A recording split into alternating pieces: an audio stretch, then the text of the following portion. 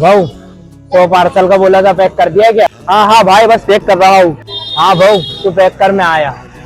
ओ भाई रुको, वैसे भाई आपका नाम क्या है? मेरा नाम है रवि सिंह मल्होत्रा।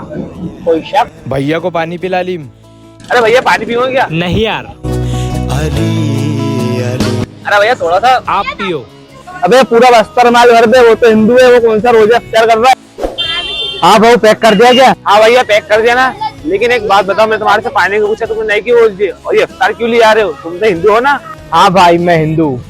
और क्या है ना, गवर्नमेंट हॉस्पिटल में मैं लावारिस लाशों का खान पान का ध्यान रखता हूँ, तो ये इफ्तार मैं वहीं ले जा रहा हूँ। और रही बात पानी पीने की, तो मैं जानता हूँ अभी तुम लोगों का उपवास चल रहा है ना। मैं नहीं चाहता कि उपवास वालियों के सामने पानी पीकर मैं पाप कमाऊं।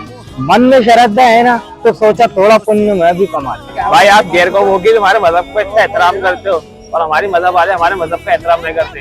बस यूं मण में ईश्वर ने पवित्र श्रद्धा होना चाहिए। इस्लाम का है नगी।